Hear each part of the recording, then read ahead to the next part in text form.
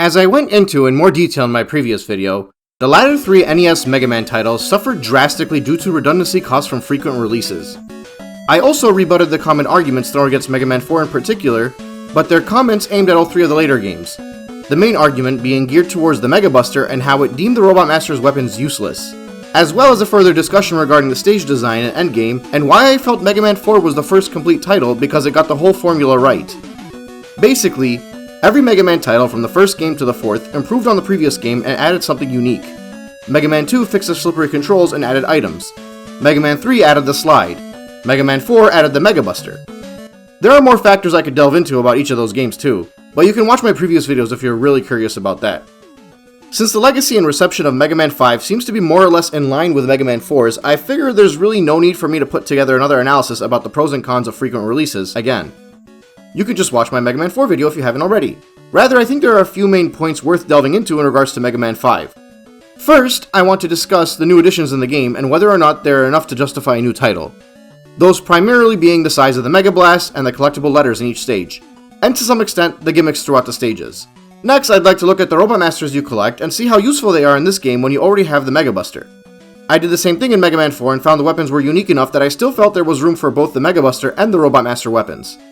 And finally, I want to quickly go over the game's general production, layout, difficulty, endgame, and maybe some random points like the mini-bosses and rush abilities and whatnot.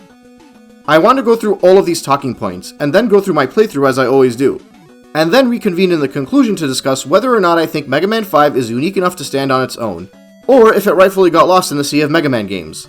Sound good? Okay, let's do this. In my opinion, the most significant innovation added to this game is the size of the fully charged Mega Buster. In Mega Man 4, the Mega Buster at full charge was seemingly 3 or 4 times taller than the pea shooter, so it covered more range when you fired it, but you'd still have to put in a bit of effort to your aiming. In Mega Man 5, the fully charged blast shot is about the size of Mega Man himself, so while you still have to put in your effort into your aim, it's a lot easier to make sure you hit the target. This makes the whole risk-reward aspect of remaining vulnerable while charging a shot more in favor of the charged shot because you're a lot less likely to waste your time charging up and missing your shot. As a counterbalance, in Mega Man 4, you could charge your shot even while you were taking damage, whereas in this game, if you get shot while you're charging, you lose the charge and you have to start over. I know it seems like that nerf is a big deal and will help balance things out, but I actually went through most of the game without realizing I was losing my charge when I was taking damage. And I think there's absolutely a net positive in the usefulness of the Mega Buster, which was already a massive boost in Mega Man's new base performance in the previous game. However, I'd say when it comes to Mega Man's moveset, the size of the Mega Buster shot doesn't add anything new or interesting to the table. And for probably the first time in the series, there isn't really a significant improvement in the way the game is actually played. And I'm not saying that to be negative. I don't think you really have to add something new to the moveset in the sequel. But I can start to see why people might feel like Mega Man 5 is just more Mega Man 4. Whereas in previous leaps between games, I felt that argument was somewhat of a lazy take. For all intents and purposes, Mega Man 5 controls the exact same way as Mega Man 4. And I think that's the first time that happens in the series. Another innovation in this game is the inclusion of the hidden letters in each stage. I use the word hidden, but I think all but one of them are hidden in plain sight. The challenge for the most part is figuring out how to get the letters. The letters spell out Mega Man Roman numeral 5. 8 stages, 8 letters, and the reward for finding them is a little bird named Beat, who is awesome and very helpful in the endgame. I'd say it's a decent reward, and I think the inclusion of the collectibles give the stages something unique to dig around for. I like that you have to find the 2 hidden adapters in Mega Man 4, but in Mega Man 4 they were much better hidden, whereas in this game they're for the most part right in front of you. But that doesn't mean they're easy to grab. I'll do a rapid fire about their locations. The M requires you to carefully leap during a gravity section to grab it before falling down. You can repeat this challenge pretty easily if you miss it. The E is hidden in plain sight during the surfing section, but if you don't jump at the right time, you'll miss it and will either have to lose a life or redo the stage later to collect it. The G is probably the most hidden letter, and you have to shoot a wall to break open a path to reach it. The A is located under a bridge of falling blocks. You can quickly grab it and leap, or you can just take it and lose a life and move back to the previous checkpoint like I did. The next M is right below some spikes in a low gravity area that you have to carefully jump to grab without touching the spikes. The A is easy to miss, but it's simple to grab when you spot it in a window. The N is probably the easiest one to grab, just fall and hold left. The V is probably the worst one to grab, and you will most certainly miss it on your first few tries because you have to hug the left wall while falling through pits and avoiding spikes. While I do appreciate the addition of these letters, I think their inclusion could have been a bit better implemented. I'm leaning towards them either being better hidden like the G was, requiring some kind of puzzle solving to maneuver to them, or I think it would have been cool if each letter required you to use a Robot Master weapon to access them. In the same manner of which you needed Gutsman's power to access the Magnet Beam in the first game. This would incentivize you to revisit stages, and you could also learn more about weapons by figuring out how they can be implemented in the terrain to access a hidden area. But it would also be padding that people could skip since you're not required to collect letters and unlock beat to finish the game. At the end of the day, however, I think their inclusion, similar to the widening of Mega Man's Buster, is a nice improvement but doesn't really drastically add anything new to the title. It's more of a minor bonus than an amazing innovation. On a related note, Mega Man 5 stages involves gimmicks. Well, some of them do. Gimmicks like the low gravity, which isn't new to the series, the aforementioned surfing section, a fun puzzle involving bubbles in that same stage, or a gravity gimmick involving sections where you're upside down, which I quite like the inclusion and uniqueness of. I think these gimmicks add quite a bit to the experience, and I think I started off playing 2 stages with these gimmicks and noticed myself going into different stages hoping to see more of them at play. So I was a bit disappointed when I discovered it was only a handful of stages that had these unique elements, which once again, I think were good improvements to the stages, but I think could have been implemented much better if they had become the focus of the title. Having stage gimmicks isn't new, but I think every stage having a super unique gimmick could have made Mega Man 5 stick out a bit more. But regardless, I still abide that the stages in this game are good, and I think they have those minor bit of polish and improvement that has been consistently improving with every single title I've played, and it's no exception here. But I still think if every stage had a major gimmick, it would have made the title a lot more unique. Because I'll be completely frank, while the general improvements that I've been seeing through every other game are prevalent here, I think this is genuinely the first title where the Robot Master weapons were almost completely underwhelming for me. I think a lot of the discourse that was aimed at Mega Man 4 that I mentioned in the previous video is much harder to defend in Mega Man 5. This game, significantly more so than Mega Man 4, is better to be just played with a Mega Buster. And that's not even to say it's a bad game. Like I said, I think the stages are all very enjoyable and polished up compared to the older games, which ultimately means I think this game has some of the best stages thus far, and the Mega Buster is quite frankly very enjoyable to use as a primary weapon. But that doesn't mean it doesn't lose some of the allure because of the Robot Master weapons really dropping the ball. And due to how useful the Mega Buster is, and the fact that it's readily available and can take down the Robot Masters and all obstacles in your path, it makes Mega Man 5 the easiest game of the NES bunch so far. But again, I don't think that makes it a bad game. To quickly go through the weapons, the Charge Kick is a melee attack that you slide that I didn't really find to be all that useful. Even in your fight against Waveman, when you attack him you lose health because he's in your hitbox. The Gravity Hold has some use because it can clear a bunch of smaller enemies on screen, but I'll admit I didn't use it at all that often, because I felt it was much easier to just take them down with whatever weapon I had equipped, and at very few points in time did I feel like I was overwhelmed enough that I needed to pause the game and switch to the weapon. Gyro Man's attack would have been great if it was a bit slower. I wanted to like it, but shooting it and trying to turn a projectile so it hits somebody above or below you, and I felt more often than not I ended up wasting a shot because I didn't time the turn properly. I like the Napalm Bomb, but I think it would have been better suited as a regular projectile rather than basically a timed grenade you drop on the ground, but I did get a kick out of jumping to enemies and unleashing it on them. The Power Stone seemed like it would have been helpful, and to be fair, I did have moments where I found use with it, primarily if I was climbing up a ladder and there was an enemy above me. But it always felt like it was just slowing the game down and it wasn't strong enough to clear a path. Also, in general, it's hard to aim properly, and even using it against a Robot Master, that lack of control makes it almost useless. I felt Star Crash was a good inclusion. It's a typical barrier similar to the Skull Barrier from the previous game, but you can also swing it as a projectile towards an enemy similar to the Leaf Attack in Mega Man 2. It's kind of the best of both worlds in that regard. Waveman has a good attack that sends a wave forward as a projectile if you're on the ground. It basically has the same hitbox as a fully charged Mega Buster shot though. And you can't spam it, so I don't feel like it has much more of an advantage than a charge shot. Which leaves us with the Crystal Eye. Probably the only projectile I enjoyed using because either it's pretty strong and hits a target, or it can be useful because it bounces off the wall and it'll split into smaller balls and bounce around before disappearing. While I won't go out of my way to claim any of these were the worst power-ups I've used in the series, I think the collection as a whole is the most underwhelming collection I've experienced so far. And this is perhaps the first game where I found myself having a hard time experimenting and opting to stick with the default weapon. And I won't sugarcoat it. If it wasn't for the Mega Buster, I think this game wouldn't be as enjoyable. And that's despite the fact that I think the stages and the random gimmicks are solid. And the production value in general is an improvement, and the visuals have once again seen an improvement, making this game the best looking one so far. Many of the level set pieces stick out a lot more than in the previous titles, because the stages have more uniqueness to them in general. While this game is easier than most Mega Man titles, it still offers enough of a challenge that it's not just a mindless run-through. You have the Rush Jet and the Rush Coil again, the latter of which strangely jumps with you rather than just springing you into the air. I can't explain it, but this slight difference completely screwed with my muscle memory, and I hope they return the coil back to how it was in the previous games. You also have the super arrow, which is a pretty cool weapon similar to the magnet beam from the first game. You shoot it against walls and it creates platforms for you to stand on, and you can stagger the arrows and keep climbing the wall if you like. I didn't realize it until later, but apparently when you shoot it you can jump on the actual arrow and travel with it, which is kinda cool and reminds you of General Tao surfing on a log in the OG Dragon Ball. Interestingly enough, two things I think are somewhat lacking in this title are the music and the mini-bosses.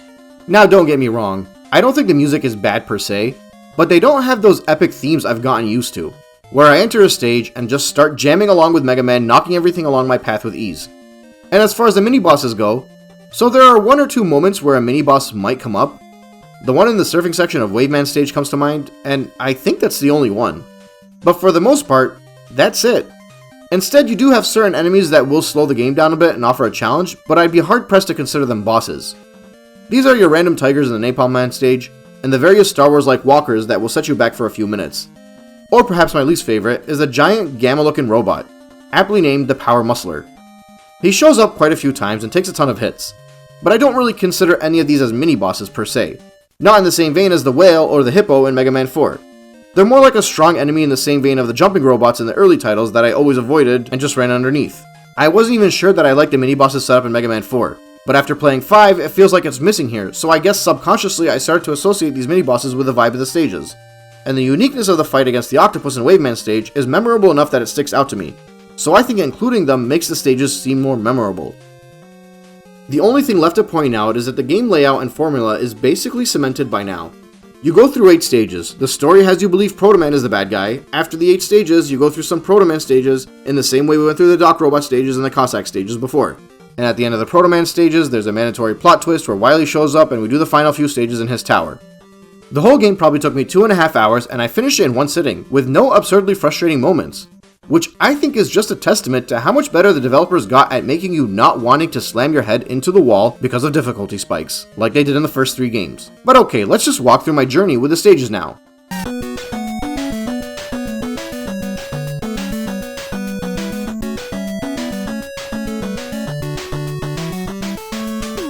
Alright, so like I said, the story starts off with the robots causing destruction and kidnapping Dr. Light, leaving Proto Man's scarf behind after doing so.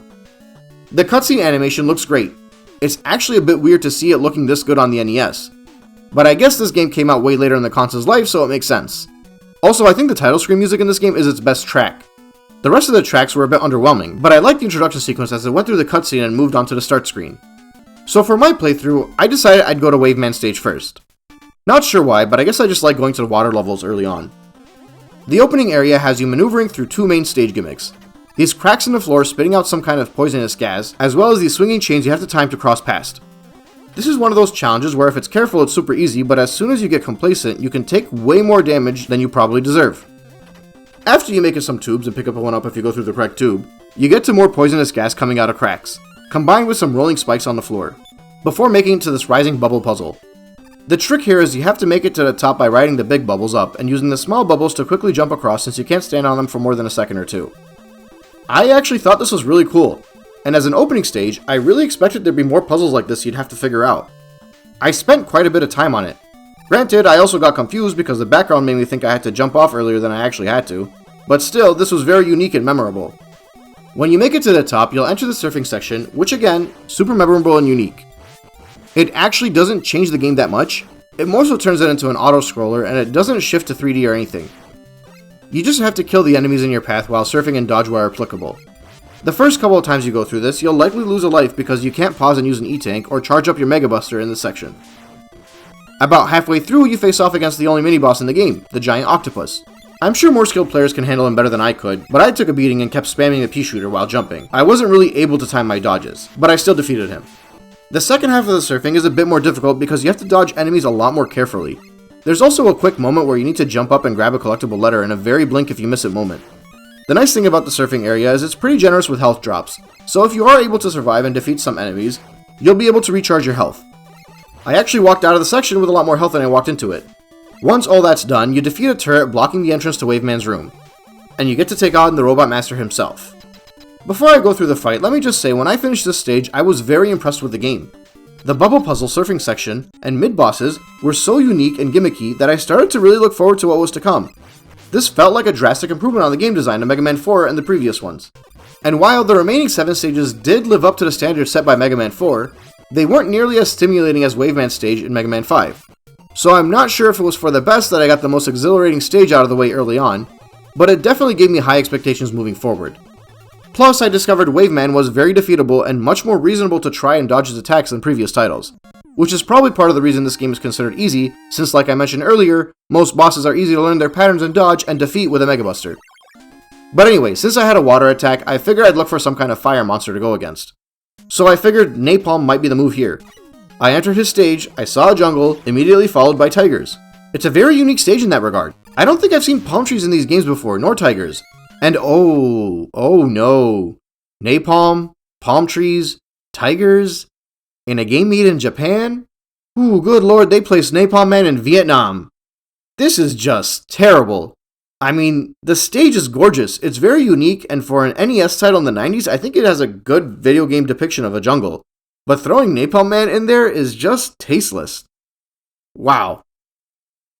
The early areas have you go through tigers until you drop down to the caves and face some Mets on turrets shooting at you, followed by some big drills coming towards you that a fully charged Mega Buster has to destroy. When you make it past that, there's a nothing challenge to pick up an E-Tank, followed by a water gimmick similar to what we saw in the previous game where the flowing water pushes you back towards the edge of the platform, all the while dodging some floor-hugging enemies as well as some enemies in helicopters shooting down at you. I'll be honest, I just damage boosted my way through most of this section. I've been damage boosting through every game in the series, but this is the first time I use the phrase damage boost, since I didn't know there was a name for it. I'm learning, folks! I'm becoming a Mega Man! Anyway, as you make your way up, you run into Eddie, and speaking of learning, apparently you could ignore his pickup and slide down the ladder and come back up and he'll give you something else. So I might have to start implementing that into my tactics going forward. Up top, you face off against these bigger robots that unleash homing missiles at you, and you have an easy chance to pick up the next Mega Man letter before dropping further down and having to deal with some missiles that when you shoot explode and their remnants fly off and can damage you, similar to how the Dust Crusher could in the Mega Man 4. Your best bet is to stay low and shoot, and when you can, stay still until the debris clears. Carefully drop down, avoid spikes, and when you get to the next section, you have to avoid these missiles shooting out from the bottoms of pits before making it to Napalm Man. I tried the wave attack against Napalm Man, it wasn't all that powerful, but it did take his health down a quarter of the way. After that, it was just a matter of Mega Buster charges while dodging. Once again showing that the Robot Masters can be defeated pretty easily here. Next, I decided to go after Gyro Man. His stage takes you up to the sky theme where you have to get through some shielded enemies and a little flying robot. In the next area, you can use a rush coil to refill some ammo and continue upwards. I kinda liked using Napalm Bomb here, but you had to get really close to the enemies to make sure it landed. Most of this stage was pretty inoffensive, and you can get through it by damage boosting, including the fight against the Power Muscler, where the latter was really helpful for me to use in addition to the Napalm Bombs. The next area had a gimmick with a collapsing floor that I wasn't prepared for. Luckily, I grabbed the next Mega Man letter before falling to my doom. The next challenge is an elevator where you have to dodge spikes while moving up, followed by some basic platforming challenges over bottomless pits while avoiding flying enemies that the Mega Buster can really help you with. After that, you basically make it to Gyro Man. I tried the Napalm Bomb on him, but it wasn't all that useful. Unloaded my wave attack too, kept dodging his predictable patterns, and finished him off with a Mega Buster. I moved straight into Starman stage. Here, we're in outer space with a low gravity gimmick that we've become quite accustomed to in the series. A lot of the stage has you facing off against these bouncing baddies and avoid spikes as much as you can. The Mega Man letter is just under some spikes, so you carefully grab it before continuing on against these Mets that are dressed up in spacesuits floating around, which I think is just the cutest thing in the world. There are a few quickfire challenges where you enter a room and either have to avoid more of those missiles that let out debris, or a room full of enemies on platforms and spikes overhead, so you have to carefully target the bad guys while really focusing on how you're jumping. Eventually, you'll make it to these Star Wars-like walkers that are kind of a pain. Really, the issue is their hitbox is really small, so you have to be careful. I also started using the gyro attack here, thinking it would be more useful to hit the enemies above or below me, but I noticed I just kept missing them. But I did like using it for enemies that were right in front of me since it was a quick attack, but it also ran out of ammo super quickly, so you can't really spam it in the way I'd have liked. When I made it to the next walker, I discovered you can use napalm bombs to defeat them without aiming for the cockpit, so that was nice. And then I got to Starman, who is once again pretty predictable. I did the usual experimentation on my first life to see if any of the weapons did a lot of damage, and was thrilled to find out that the wave attack was very strong against him. You just had to wait for him to get rid of his shield and land on the floor so you can actually target him. So it was very easy. Next up, I decided to go for Gravity Man. This stage was the next most memorable one for me outside of Wave Man's because of the gravity gimmick that either brings you up to the roof or it takes you back down to the ground. In the first few areas, or really through most of the stage, there isn't anything crazy unique that sticks out to me, but they don't need anything unique because going through the stage in and of itself with the gravity gimmick is the unique part of it. There are some capsules that will fire at you if you're not careful, but I think that's the only enemy I really saw that was different. Oh, also there's this clear spike trap that's such a typical classic Mega Man moment. It's funny because this was such a regular occurrence in the earlier games, but now it pops up like once or twice a game and I just groan at it because it's a beginner's trap. But anyway, right after that you take on Gravity Man. I learned that Starman's attack was pretty good at weakening him, so I equipped that, and every time the gravity shifted he'd take damage. When I ran out of ammo I just filled up the floor with napalm bombs and waited for him to land on them to finish him off. You could also beat him with the Mega Buster, but it would require a lot more careful timing and precision on when you shoot him while you're making the shift from the top of the stage to the bottom. I think I came up in that situation in the boss rush. It took a lot longer to defeat, but he was very much defeatable, even without the star shield. I'm only mentioning it now because I know that when I get to the boss rush I likely won't go into detail about those fights. Anyway, with Gravity Man defeated, I decided to take on Stone Man. It's somewhat of a cave theme. I don't know why, but when I walked into the section with the G letter, I immediately noticed something looked weird and shot the rocks to get them out of the way. I thought I saw it flicker or something, but looking back at my footage, nothing really changed. I think it just looked strange enough that it caught my peripheral vision. After beating the game, I discovered most people can easily find every letter as they play through the game except for this one, and I can see why. It's a very uniquely hidden item, and I kinda like its implementation, more than a lot of the other letters in this game. But anyway, I can't say there's anything unique about this stage. It's just your standard Mega Man affair, but it looks better and plays better and is better designed since there's games of experience here. The strangest thing I noticed were these critters that looked like Metroids that drop from the ceiling and come after you.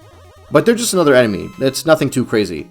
Also, this section here with the 1-up that I couldn't figure out how to break through the rocks and get past. But then I discovered after playing the game that you're supposed to use Rush to bounce over it and you can get the 1-up. Foolish me thought there was some cool Robot Master weapon that could break through the stones. The next challenge here was only really a challenge if you wanted to grab the E-Tank, but I found using the super arrow was more optimal than going through the actual challenge. Next, I was visited by Eddie before making it up to the surface, again taking on my last string of enemies before getting to Stone Man, who quite literally crushed me the first time. But the second time around, I noticed the napalm bombs, annihilated him, so I moved on to Crystal Man. I like the aesthetic of this one. It's similar to Gemini Man's in Mega Man 3. The biggest challenge early on is avoiding these falling crystals that could take you down to the bottomless pits. But I got through it without relying on the star shield. Also, you immediately get a gift from Eddie when that's done, so that's nice. You have a few sections where you have to defeat this enemy that shoots crystals at you. He takes one fully charged hit, but you have to time the hit right since he's invincible for a while. As you advance, you face a lot of these usual enemies and challenges you come to expect. The stage isn't really all that gimmicky, but its uniqueness comes from its aesthetic. Also, I didn't realize it at the time, but I grabbed an M-Tank.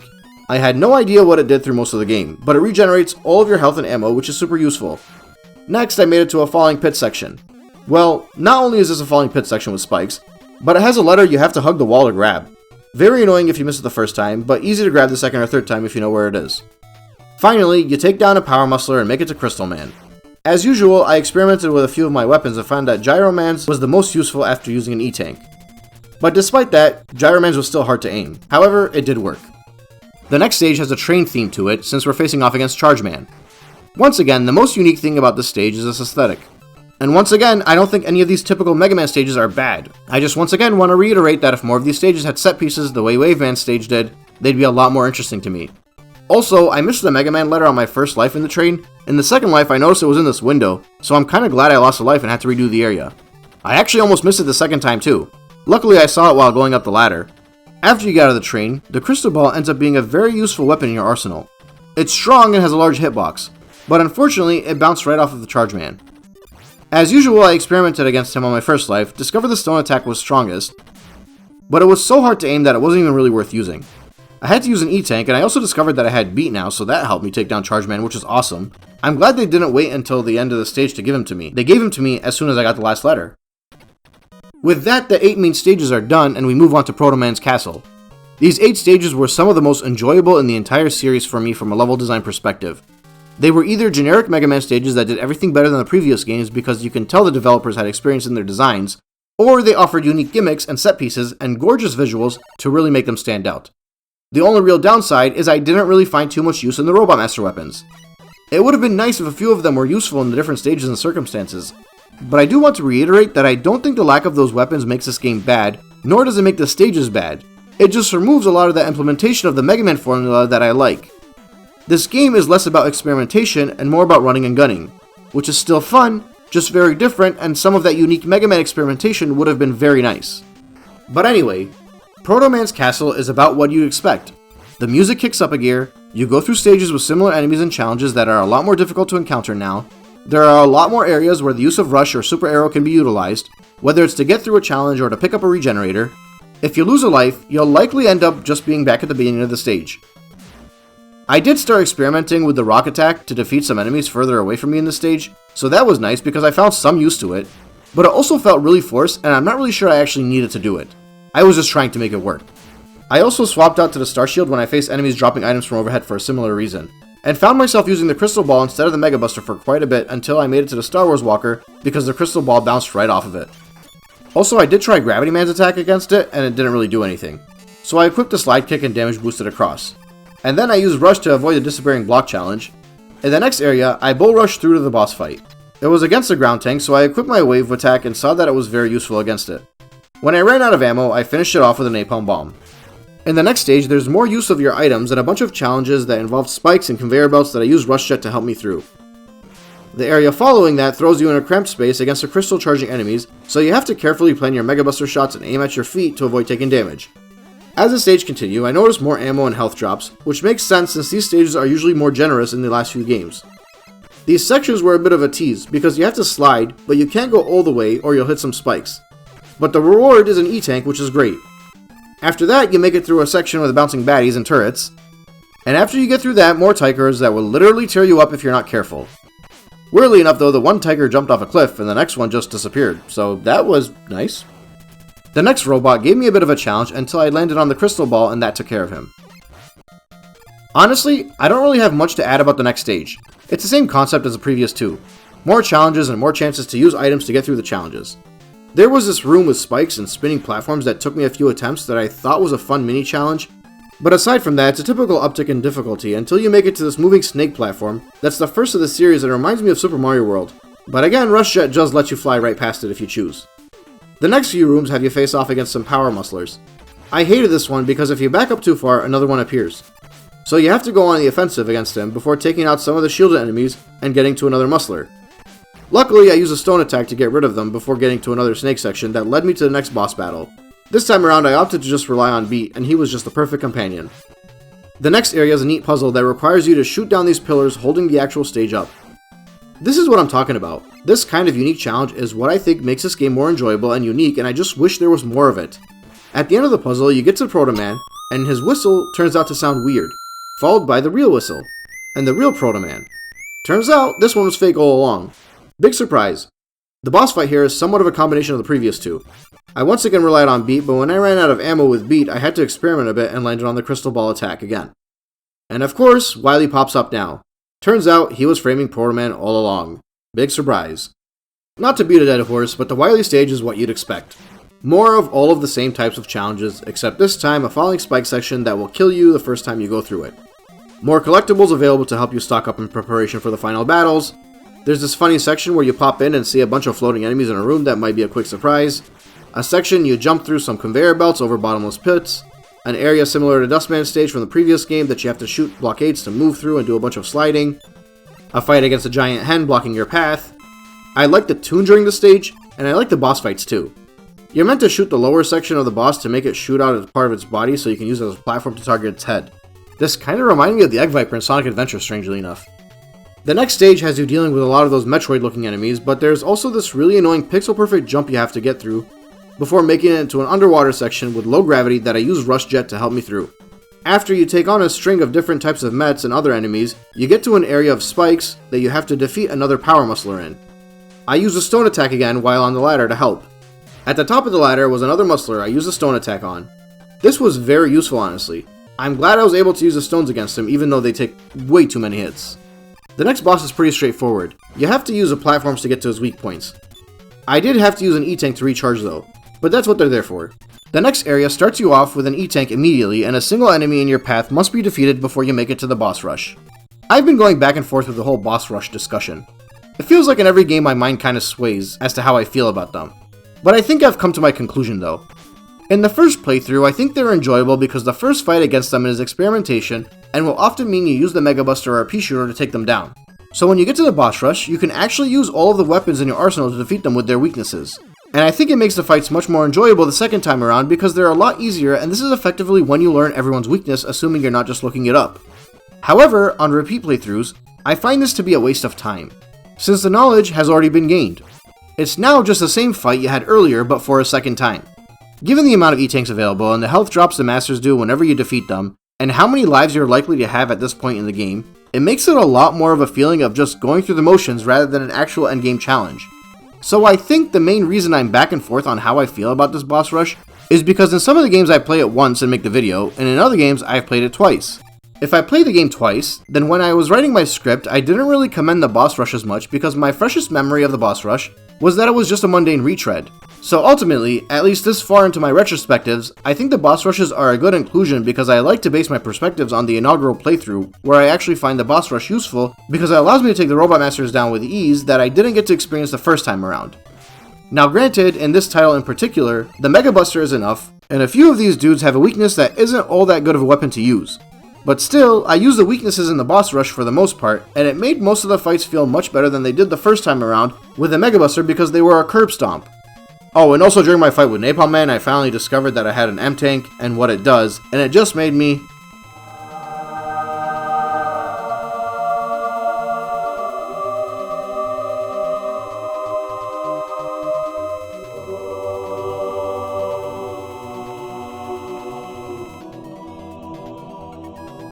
I haven't enjoyed discovering a random item this much since the Yashichi in the end of Mega Man 1. Once I got this thing, it was all over for the remaining masters. I just wish I knew about it earlier because I could have defeated the previous fights easier without running out of ammo halfway through and switching to my Mega Buster. Also, my fight against Gyro Man is my favorite. And when that's all said and done, you take on Wily, in a spaceship. It's really easy. You just stay close to the middle, dodge, shoot him, rinse and repeat until you defeat. The next area is a fight against another annoying Star Wars walker, and then another annoying walker, and then the boss fight again. If you use your E-tanks responsibly and dodge where applicable, you should be able to defeat it by aiming a bunch of shots at its mouth. Granted, he did kill me the first time, but that's fine, I wanted to refill my health anyway, and I had plenty of lives to spare. As soon as that's taken care of, you get to the Wily fight. I had to quickly refill my health. I tried fighting Wily, but couldn't really do anything since he disappeared too quickly, so I just relied on Beat to do my bidding and focus on my defenses. The Wily pattern is pretty easy to dodge if you're not focused on attacking him. Keep your distance and jump over his projectile every time he pops up, and Beat will make him lose a bit of health. Granted, on my last hit, I ran out of Beat ammo, so I opted to finish him off with a Mega Buster when he was low enough to the ground to shoot. I think it was a close shot too, which could have been deadly. But yeah, the game ends with Mega Man holding up the collapsing tower and Proto Man helping them escape, Light is saved, Wily escapes, end credits play, job well done. There's not really much else to add to my discussion. I think I've covered everything, but I will remind you that in the previous video I said that Mega Man 4 is the first complete Mega Man experience, and was an improvement on pretty much everything that came before it. And so far, every game on the NES has been an improvement on the last, making this series more and more enjoyable as the games moved on. Whether it was better control, better level design, better structure, etc. These games, they just kept improving. Mega Man 5 is no exception to the rule when it comes to the stages. The stages are better here than they were in Mega Man 4. These are very much the best stages I've played thus far, but this game unfortunately has the worst implementation of the weapons, in that you genuinely don't need to use any of the weapons in this game. It's all about the Mega Buster. All of the complaints that I argued against in Mega Man 4 are actually valid complaints in Mega Man 5. The weapons are forgettable because the Mega Buster is more powerful, and since you can easily get through the whole game without using the various weapons, it makes the Robot Masters feel like a weak lineup because none of them are made all that much easier by finding their weakness. I didn't have to repeat a single stage in this game, and I only had the Robot Master's weaknesses in like 2 or 3 of them.